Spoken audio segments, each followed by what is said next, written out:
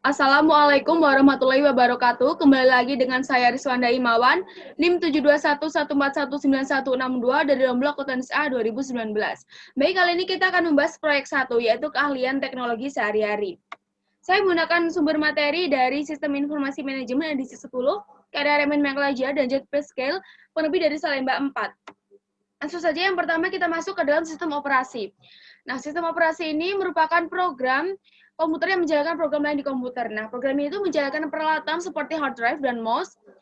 Program ini itu juga memiliki utilitas, yaitu program kecil yang mampu menduplikasi file, menginstal peranti lunak aplikasi baru, dan mengatur tampilan desktop.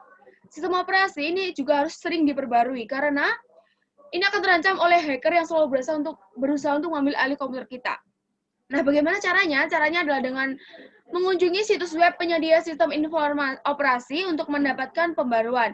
Dan jangan pernah mempercayai email yang berisikan link untuk memperbarui sistem operasi dan peranti lunak di komputer. Bisa saja itu penipuan gitu ya, jadi kita harus selektif. Lanjut, ini salah satu cara adalah Microsoft Windows. Nah, sistem operasi Windows yang baru untuk XP itu bernama Windows XP. Untuk PC maksud saya, itu bernama Windows XP. Nah, sistem operasi Windows XP ini terdiri atas edisi profesional dan home. Perlu ditekankan bahwa Microsoft Office dan sistem operasi Windows itu berbeda. Microsoft Office itu sistem operasi, bukan sistem operasi, melainkan sekelompok program aplikasi perangkat lunak yang mencakup Excel, Word, PowerPoint, dan Access. Kemudian ada sistem operasi lain. Ini contohnya adalah yang dibuat oleh Apple Computer, yaitu membuat Mac OS X. Selain itu juga yang dari Lenovo, Dell, atau Gateway itu terdapat Unix gitu namanya. Lanjut kita masuk ke dalam peranti lunak aplikasi. Peranti lunak aplikasi ini adalah suatu subkelas perangkat lunak komputer yang memanfaatkan kemampuan komputer langsung untuk melakukan suatu tugas yang diinginkan. Nah, sama halnya dengan sistem operasi, aplikasi ini juga membutuhkan pembaruan. Caranya gimana sih?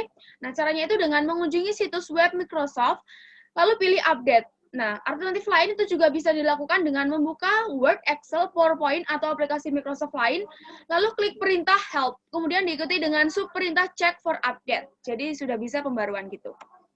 Lanjut ada melacak pembaruan. Ini bisa dilakukan dengan menekankan perintah tools, diikuti dengan sub perintah track change.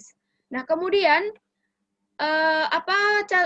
perubahan ini akan dicatat di sebuah text word. Dan di Excel itu juga ada di cell, dan ketika mouse itu digerakkan di atas cell tersebut, maka sebuah jendela pop-up yang mendeskripsikan perubahan tersebut itu akan muncul. Lalu, aplikasi ini bisa dilindungi dengan kata sandi.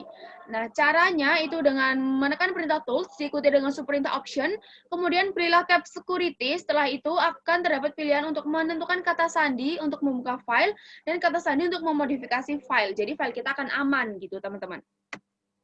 Lanjut ada virus dan spyware. Nah, virus ini dibuat untuk menghancurkan atau mencuri informasi pada komputer dan menyebabkan komputer itu menjadi tidak berguna, sedangkan spyware ini dapat memperlambat kinerja dari komputer itu sendiri. Nah, bagaimana sih cara melindungi komputer kita dari virus dan spyware? Ada dua proteksi. Yang pertama adalah proteksi komersial. Proteksi komersial ini terdapat dua contoh. Yang pertama ada Norton dan McAfee. Ini merupakan dua vendor peranti lunak, antivirus dan anti spyware yang digunakan secara luas. Namun, proteksi komersial dua ini tuh berbayar, teman-teman. Ada juga proteksi yang gratis, ya salah satu contoh adalah Grisoft dan Spybot. Mereka ini menaruhkan aplikasi antivirus dan anti spyware yang gratis maupun komersial gitu. Lanjut ada akun email pribadi. Nah, email itu tentu saja sudah digunakan oleh halayak orang banyak, dan kita akan membahas implikasinya di tempat kerja. Nah, hampir setiap email yang pernah kita kirimkan mungkin itu tersimpan di suatu tempat. Email itu meliputi banyak server dan perjalanan dari pengirim ke pengguna. Dan sebagian besar dari server ini itu dibuat cadangan berulang kali, sehingga menyimpan catatan komunikasi email yang panjang gitu. Kemudian ada etiket email di tempat kerja. Ada 3 etikanya. Yang pertama adalah hati-hatilah dalam menggunakan fitur email reply all. Karena dalam hal ini, si pengirim, semua penerima, dan bahkan para penerima salinan tembusan itu akan menerima pesan tersebut. Sehingga dapat diketahui gitu. Yang kedua itu jangan mengirimkan email yang terlalu panjang. Yang ketiga, jangan pernah merasa yakin bahwa email yang kita kirimkan itu kepada seorang tidak akan terkirim. Karena email itu akan terkirim jika kita sudah melakukan prosedur yang tepat gitu. Selanjutnya adalah akun email pribadi. Nah, akun email pribadi ini sebaiknya dikirimkan melalui komputer yang kita beli, menggunakan peranti lunak yang kita beli, dan jaringan komunikasi yang kita bayar gitu. Oke, kita masuk proyek 2, yaitu proyek web atau HTML menggunakan Microsoft Frontpage. Saya menggunakan sumber materi yang sama. Langsung saja, yang pertama, pengenalan Microsoft Frontpage. Frontpage ini merupakan suatu aplikasi lunak yang mudah digunakan dan dapat digunakan untuk membuat halaman web yang sederhana. Nah, penggunaan editor text untuk membuat sebuah halaman web ini memerlukan waktu yang lebih banyak dan sedikit sulit. Namun, memberikan kontrol yang lebih besar terhadap desain halaman web tersebut. Gitu. Nah, ini contoh dari halaman webnya. Ini contoh yang sudah jadi. Nanti kita akan membahas contoh ini secara lebih detail gitu. Yang pertama adalah membuat dokumen front page. Yang langkah pertama adalah mulailah dengan membuka program aplikasi Microsoft Frontpage, kemudian klik tombol start di bagian sebelah kiri bawah layar, kemudian pilihlah all program dan klik 2 kali program Microsoft Frontpage. Maka Microsoft Frontpage akan terbuka. Yang kedua adalah membuat daftar bertanda. Nah, yang pertama adalah buatlah daftar lokasi, kemudian ketik kata location. Nah, agar kata location itu tidak berada di tengah, maka yang harus kita lakukan adalah tandailah location atau di blok, kemudian pilihlah perintah format diikuti dengan subperintah paragraf dan alignment dari pilihan menu drop-down, kemudian buatlah agar paragraf terjadi ke kiri gitu. Kemudian klik ikon daftar bertanda, kemudian masukkan 3 fase yang kita inginkan gitu. Nah, ini ya, contohnya location sudah di pinggir. Kemudian adalah tabel. Nah, cara membuat tabel, langkah yang pertama adalah pilihlah subperintah insert, kemudian pilihlah tabel. Tandailah judul-judul kolom seperti topping, small, medium, large. Ini adalah judul dari Universitas Pisa tadi yang kita bahas. Satu demi satu ya. Lalu pilihlah format diikuti dengan subperintah font. Pilihlah ulang semua sel di dalam tabel dan pindahkan nilai-nilai sel di tengah. Nah, cara lain itu dapat dilakukan dengan cara memilih perintah format diikuti dengan subperintah paragraf dan kemudian memilih alignment kemudian center gitu. Ini ya. Ini cara buka tabelnya, kemudian ini tabel yang sudah jadi, yang sudah terisi gitu. Lanjut ada menambahkan gambar. Nah, cara menambahkan gambar yang pertama adalah klik insert, kemudian diikuti dengan subperintah picture, kemudian klik clip art. Setelah itu masukkan gambar yang kita inginkan, kemudian tekan enter. Nah, kemudian masukkan gambar ke dalam halaman web. Nah, gambar yang kita ambil dari clip art Microsoft tadi itu berbentuk Windows Media Format. Tapi yang harus kita simpan dalam Microsoft Frontpage itu harus berbentuk halaman web. Nah, bagaimana cara merubah ke halaman web? Itu caranya dengan klik Picture Option, kemudian pilihlah File GIF, kemudian klik OK, maka file tersebut akan tersimpan dalam file yang baru gitu. Ini ya gambarnya, ketika kita membuka clip art. Nah, ini ketika milih gambarnya. Lanjut ada daftar bernomor. Cara membuat daftar bernomor ini dapat dilakukan dengan 3 cara. Yang pertama adalah harus memasukkan kalimat "way ordered from us", kemudian pada halaman web tersebut, tekan kunci enter dan untuk dapat baris baru gitu. Kemudian pilih icon daftar bernomor dan masukkan 3 alasan. Ingat bahwa alasan setelah kita memasukkan alasan ketiga, maka tekan enter pada daftar tersebut gitu. Dan tekan kunci enter ini sekali lagi, dan ini akan mengakhiri isian untuk daftar bernomor gitu, teman-teman. Ini ya, "way ordered from us". Kemudian akan membuat link halaman web.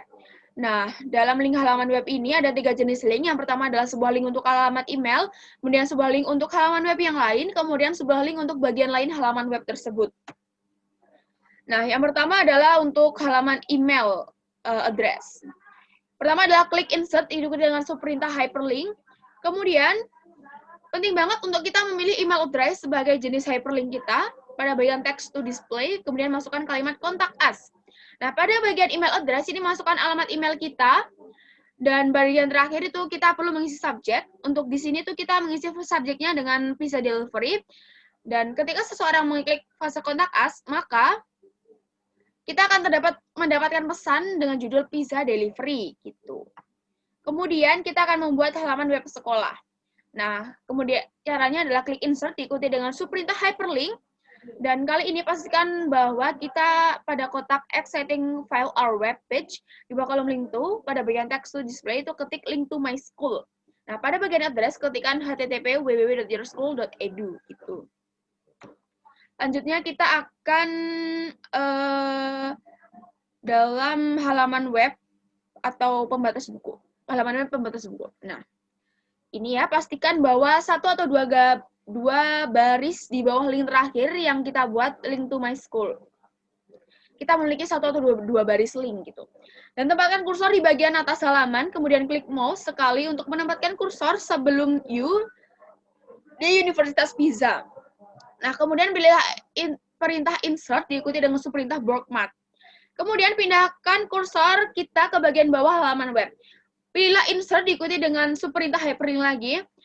Ketika jendela muncul, pastikan bahwa kita memilih place into dokumen dari kolom link to. Kemudian masukkan go to top of page pada bagian yang berlabel text to display. Nah, klik beginning sebagai pembatas buku untuk link tersebut. Setelah klik OK, maka pembatas halaman buku tersebut sudah selesai gitu. Jadi seperti itu caranya. Nah, ini ya teman-teman. Begini. Ini kita ketika halaman web linknya sudah jadi, itu seperti ini. Untuk bookmark. Nah, kemudian melihat halaman web yang telah dikerjakan. Bagaimana sih caranya kita melihat halaman web yang telah dikerjakan? Caranya ada 4. Yang pertama adalah di bagian bawah layar front page terdapat 3 pilihan, normal, HTML, dan preview. Klik preview, dan kita akan mendapat melihat halaman browser yang kita buat gitu. Kemudian klik link kontak us. Kemudian sebuah jendela yang berinteraksi dengan program email itu akan terbuka. Nah, jika link yang kita buka itu tidak bekerja dengan baik, maka kembali dan pilihlah tab normal di bagian bawah layar front page. Dan jika sudah kembali normal dan keluar dari tampilan preview tadi, maka kita dapat menandai link yang tidak bekerja dan menghapusnya gitu. Jadi kita dapat memilih-milih link yang berfungsi atau tidak gitu. Selanjutnya adalah kelebihan dan kekurangan front page. Nah, untuk kelebihannya ini mampu menampilkan untuk kelebihan front page ini, yang pertama adalah mampu menampilkan struktur data dan situs web sehingga memudahkan navigasi terhadap situs web.